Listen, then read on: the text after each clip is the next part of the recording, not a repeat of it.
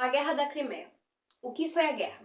A Guerra da Crimeia foi um conflito que se estendeu de 1853 a 1856. Ela se passou na Península da Crimeia, no sul da Rússia e na região dos Balcãs. Quem participou da guerra?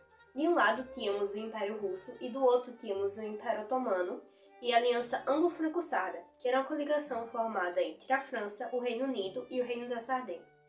Essa coligação ela foi formada como resposta às pretensões expansionistas da Rússia.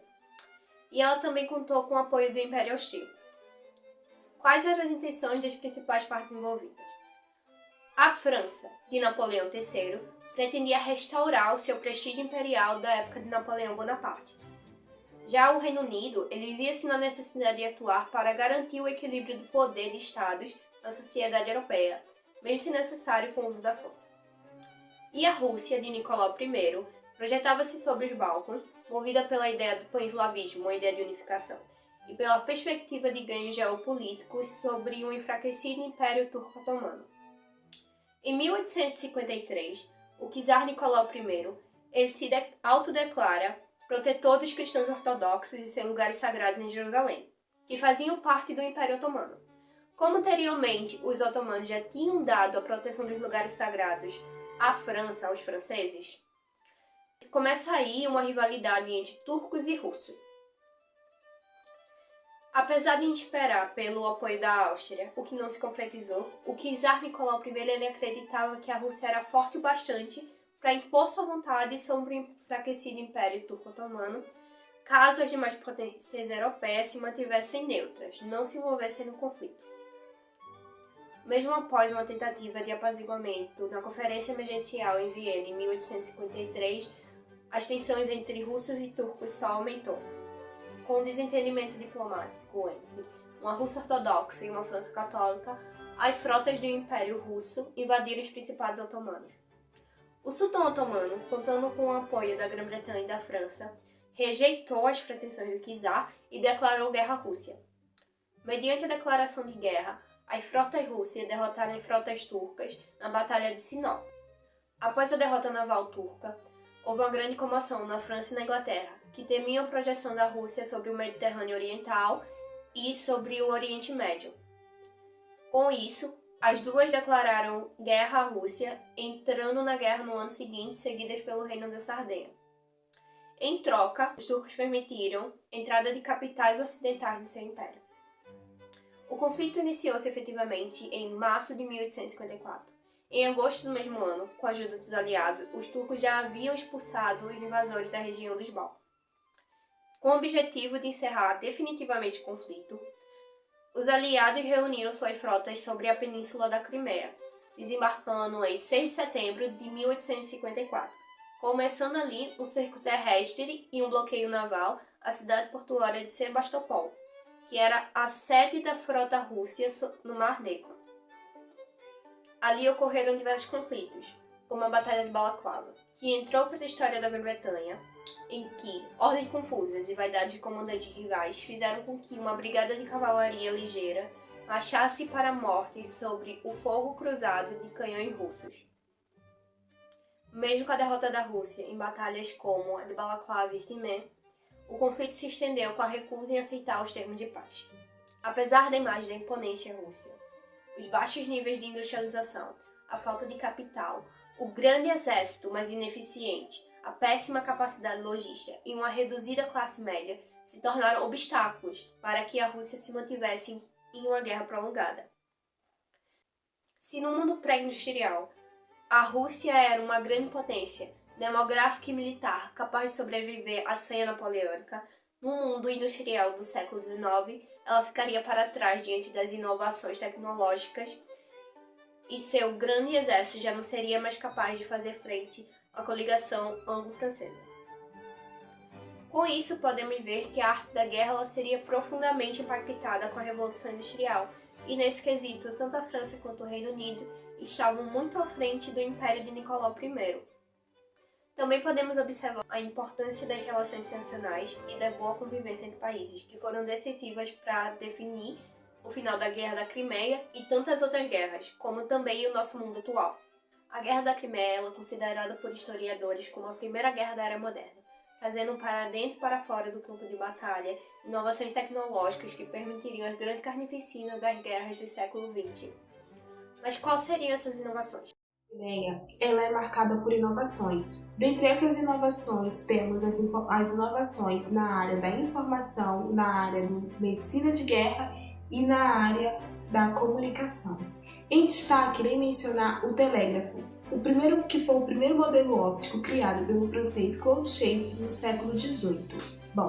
Esse telégrafo se difundiu durante o Império de Napoleão Bonaparte e, posteriormente à criação desse tipo de telégrafo, tivemos o telégrafo elétrico, que foi criado pela Grã-Bretanha e que teve um maior alcance do que o primeiro modelo.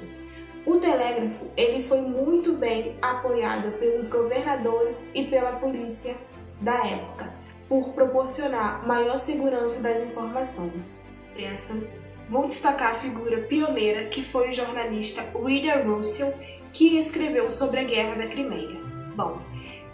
O Russell ele escrevia para o jornal The Times e entre esses escritos de Russell, que foi enviado para a Grã-Bretanha, Russell escreveu sobre tudo o que estava acontecendo durante o conflito. Nesses escritos, ele relatava de forma fidedigna exatamente o que acontecia na guerra. Esses seus relatos chocou toda a população inglesa, que pressionou a coroa para que melhorasse as condições de seus soldados durante o conflito. Os artigos de Russell publicados, que gerou um grande choque com a população inglesa e os seus monarcas, os monarcas decidem contratar a figura do fotógrafo Roger Finton para que ele tirasse fotos sobre essa guerra. Com os artigos de Russell e a população inglesa pressionando a coroa britânica, ela é convocada para ir até a Guerra da Crimeia. Florence Nightingale vai para o cenário da Guerra da Crimeia com 38 enfermeiras para fazer parte de sua equipe médica. Ao chegar na zona de conflito, Florence Nightingale se depara com vários feridos, doenças, principalmente a cólera e o tifo, que estava assolando aquele cenário e que estava causando o grande número de óbitos daqueles aqueles civis e até mesmo os soldados. Florence Nightingale, após melhorar e revolucionar toda a medicina de guerra, ela consegue diminuir 70% do número de óbitos apenas com um tratamento médico adequado, visto que os medicamentos não chegavam até a área, os tratamentos eram totalmente inadequados e as pessoas estavam morrendo cada vez mais. No caso dos soldados, eles morriam muito mais por conta da doença do que totalmente pelo conflito. Em destaque, o surgimento da fotografia após a coroa contratar Roger Finton, que era um fotógrafo. Ele tinha como pré-requisito não estragar o bom gosto vitoriano. Isso foi uma certa censura que Roger Finton recebeu em sua contratação. Por isso, suas fotos, aproximadamente 360 fotografias tiradas durante o conflito, não há mostrado os horrores que aconteciam na guerra. Todas as fotos, os soldados dando voluntariamente para ele. Então, essas fotografias não é tão fidedignas como os artigos de Russell, que retratou de forma semelhante e verossímil com o que estava acontecendo naquele conflito.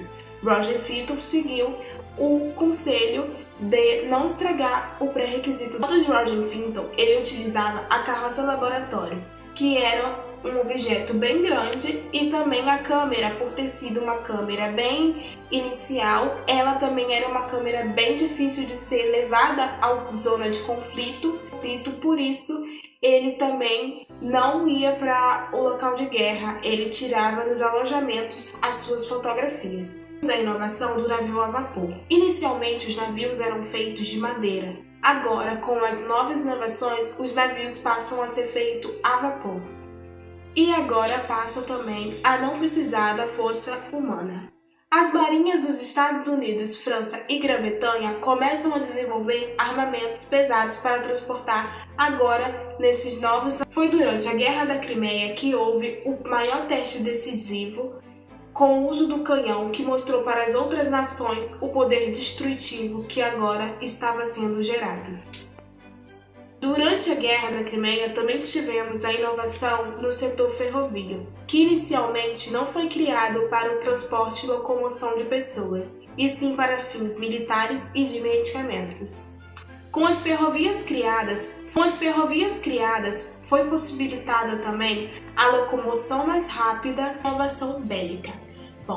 A criação dos fuzis, que antes eram feitos de modo artesanal e por isso possibilitavam muitos desperdícios por ser feito de forma manual e apresentar irregularidades, agora a produção passa a ser produzida com uma forma mais profissional, pois o arsenal de Woolwich passa a produzir os armamentos seguindo o método do arsenal dos Estados Unidos. Também é válido destacar o surgimento da torre giratória, que possibilitou maior amplitude e desenvolvimento bélico. Com o desenvolvimento desses novos armamentos também surge o uso do canhão nos navios, que também foi criticado por a visão conservadora de alguns por ter que ser usada a ética de guerra, que também seguindo se respaldando numa doutrina do belicismo em que os embates deviam ser feitos de forma direta e não de forma afastada, que agora com todas essas inovações